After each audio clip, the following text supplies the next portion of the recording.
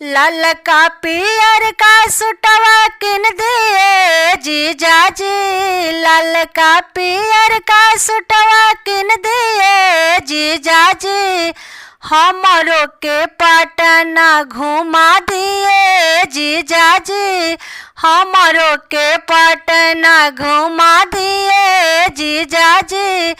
कैसे के पटना घुमा दिए साली जी। कैसे के पटना घुमा दिए साली जी।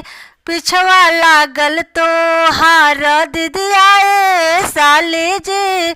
पिछवा लागल तो हार दीदिया साली जी।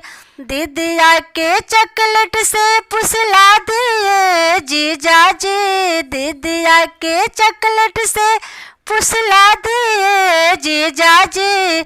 हमरो के पटना घुमा दिए जीजा जी। हमरो के पटना घुमा दिए जीजा जी। हमरो के पटना लाल का पियर का सुटवा किन दिए जीजा जी। हमरो के पटना घुमा दिए जीजा जी।